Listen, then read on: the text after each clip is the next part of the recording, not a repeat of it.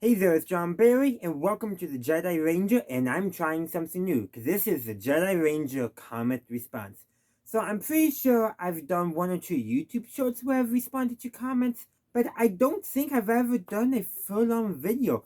So that's what we're doing today. Now these comments, they don't just come from my YouTube comment section, though about half of them do, but a few of them also come from other social media sites where I share my videos out, because, hey, YouTube can't have all the fun, but I do hope to do more of this type video in the future, and I would love to get more YouTube comments featured and have other social media, pop up on occasion, but not be as big of a sample as a representation of the comments. Most of these comments are from Star Wars videos, but I do have a Star Trek and a couple MASH comments as well.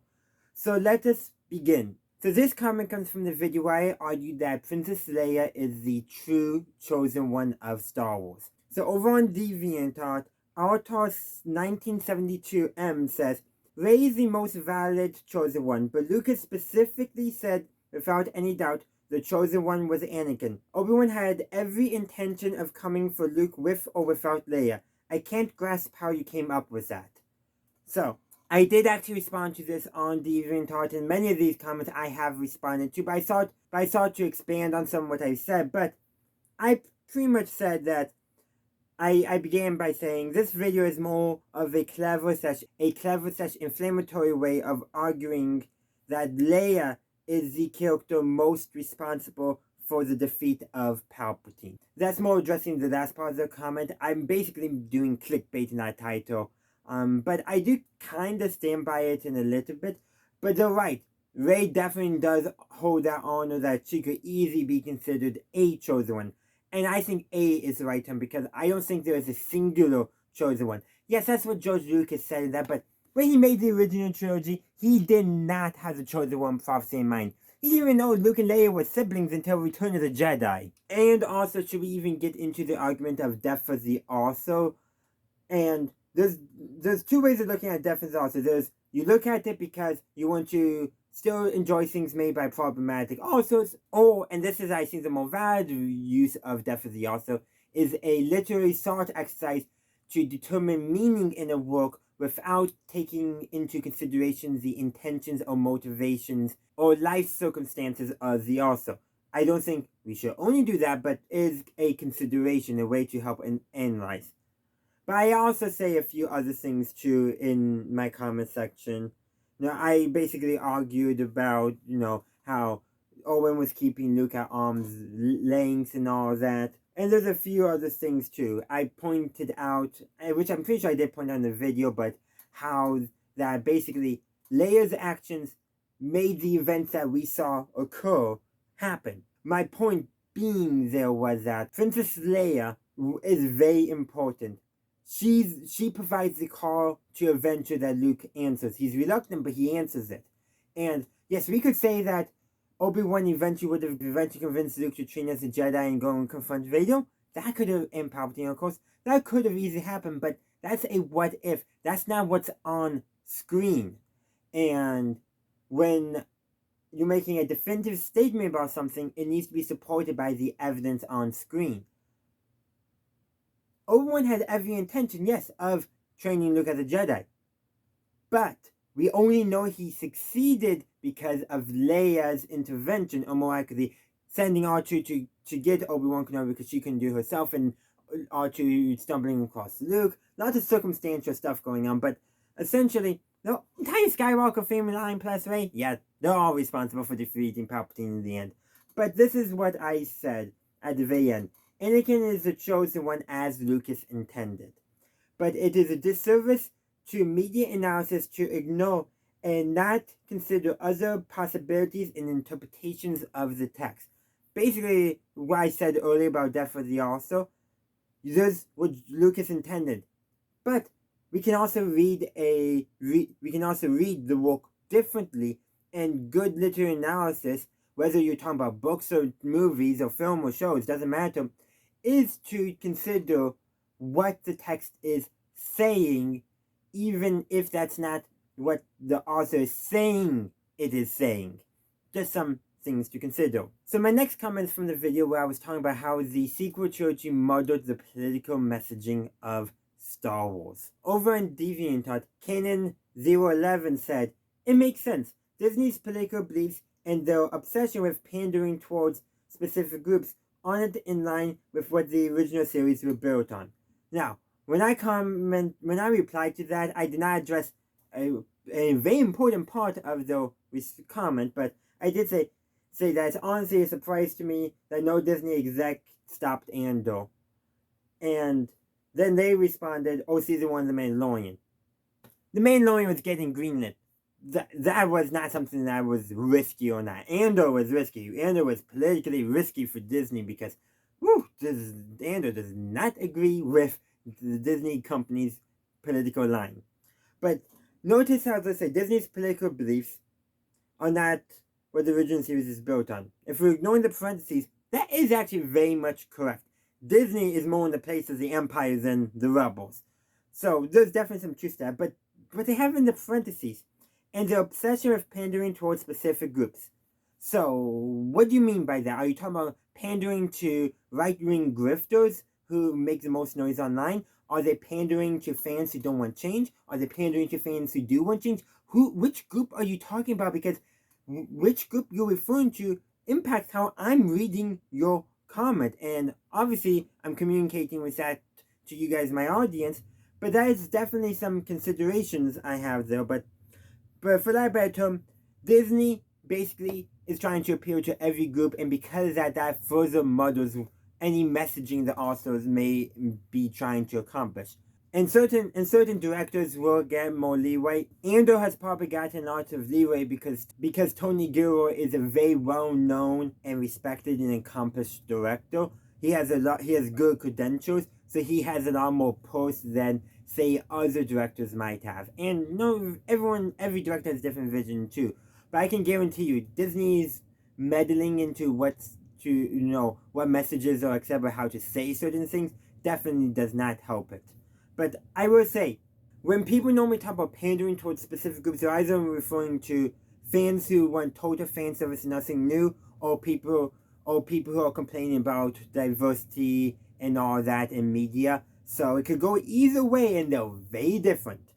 But on a different note, let's move on to the next comment. And this comment comes from my review of the 5th and final season of Star Trek Lower Decks. It's a pretty long one, so let's use some text-to-speech just to make it go by a little bit quicker. After seeing the timid engineer mariner of Fisher Quest and the hope that a new spin-off for Lower Decks centering on those of Starbase 80 can one day happen, here's something I especially hope those of Starbase 80 can encounter in that wormhole. A medical mariner who's equivalent to both Divan Attendee and Nurse Westlake with her Dr. Tiana, and that they'd be close with each other. But not just that. Medical Mariner's Boimler has a personality that learns the closest with Prime Universe Mariners in that he's 35% more arrogant, pig-headed, and abrasive than even Prime Universe Boimler. And if possible, a Derek Attendee that not only takes the place of our Divan Attendee joining the Cerritos but would be with security and be close friends with Shax. That last part would be a bonus really. I also hope if Star Trek, Multiverse, that's what said spin-off should be called, can happen, that for the premiere, Victoria News can be in the stinger for it, as she's a bit confused by what's at the slightly new but not too improved Starbase 80. Okay, so there is a lot in that comment section. Like I said, it's a big chunk of text. But there's some interesting ideas there, but I don't know if I agree with all those ideas that they've said, but I will say this. The idea of seeing a mariner who is in medical, that is definitely very interesting and could provide some interesting contrast to both the engineer mariner we saw in Fisher Quest and our regular mariner, plus the mariner from Dos Cerritos. That could be some interesting stuff too, and how she would interact. And yeah, what if, and it would be interesting to see a world where Divan Attendee stays with her Orion family, but her sister is the one who instead joins Starfleet. That could be very interesting as well. Like I said, some interesting ideas, though I don't necessarily agree with all of them. And I honestly, and their idea for a name for a quote-unquote spin-off, I don't think that's really good. Star Trek Multiverse, that's boring. No, maybe like, no, the Star Trek Strange New Worlds. How about Star Trek Strange New realities. That would be a way cooler title in my opinion. Way cooler, would be catchier and all that. But hey, who knows what they're doing behind the scenes? They may do nothing with all of this. But that doesn't mean we can't talk about the next comment. And this comment comes from a MASH Retro review for the Season 2 episode Crisis. And this person clearly does not like MASH. They say, MASH is overrated. If the show was so anti-war, why did the cast and writers portray so much fun? They seem to have more good times than bad. Don't waste your time watching it, but who cares? Okay, I care for one. And I obviously responded. I didn't change their mind, so I say agree to disagree. But this is what I said. You know how some people will put on a fake smile to hide how they are really feeling? That's similar to what the characters are doing with their fun. It's a coping mechanism for dealing with the war. Just like drinking alcohol. And characters on MASH do drink a lot of alcohol. It's a coping mechanism. Not necessarily a healthy one, mind you, but it's still a coping mechanism. When you are in a depressing situation, sometimes the only way to stay sane is to have some crazy fun. And in fact, there's an episode of MASH where this occurs. It's a Sidney Friedman episode. I haven't gotten to that in my review yet, but basically they decide to have a big bonfire and burn whatever they could get their hands off of. And I'm pretty sure this was during the Potter time. Well, and Colonel Potter was a little worried about that, but Sidney reminds him, hey, that they need to blow off some steam and all that. I think, and there's a couple episodes where, again, the idea of blowing off steam, having fun, is a way of staying sane. And I'm pretty sure they mentioned that in some other episodes of MASH. And I actually do say that they express this concept better in later seasons, and that's why I explain with that example. But it's present early on. Additionally, when they stop the jokes and get serious, that helps emphasize the seriousness of that moment. And that's something really important to think about for MASH and other works too. If you have a comedy, when they get serious, you're like, oh crap, this is serious. It gives a lot more weight. Meanwhile, in a very serious show, if they have a moment of levity, that can actually hurt the seriousness. But when it's a comedy, the seriousness hits a lot more effectively. Comedy and serious stuff, again, it's much more situational. Yeah, and then I go on to say, about what the writers intend, blah, blah, blah. You can read the comment, of course, because we need to move on to the next one, which is actually from YouTube this time, specifically my review of the MASH episode Henry in Love. And this one, I got about 3 minutes before recording this video. It's actually probably more like an hour, 3, maybe by the time I'm actually recording, but planning what I was going to do for the video. At Robert Jotton 6079, they say, just saw the episode recently. Can't believe I missed it before. Although I do prefer later seasons with Potter, BJ, and Charles. So I have to agree with that totally. Those later seasons were so much better. Not only do I think they were better written, but I think the characters played off of each other better. The dynamic between Charles, BJ, and Hawkeye felt more like a group of medical equals. No, they may not have been equals socially, but in terms of medical stuff, being doctors, they were equals. And it felt more, it could get mean-spirited at times, but it felt more like, I would say, more like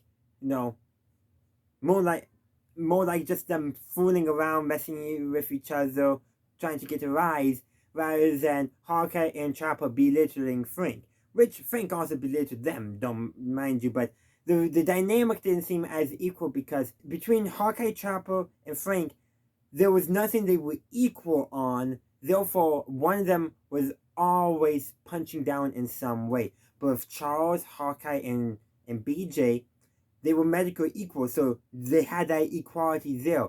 So sometimes they were punching up at each other for Hawkeye and BJ going after Charles' snobbiness, but sometimes Charles would get them because upper class and he's punching down. And there's different ways they do that for the humor. It's so much more interesting in my opinion. Better dynamics, better follows for our characters. And Potter just was, I think, a way better character than Henry. Maybe not as funny, but he did better at playing the straight man. And in fact, that's what early MASH actually probably lacked more than anything. A straight man. So not straight in terms of sexual orientation, but straight in terms of the person who's deadpan most time, who doesn't tell the jokes per se.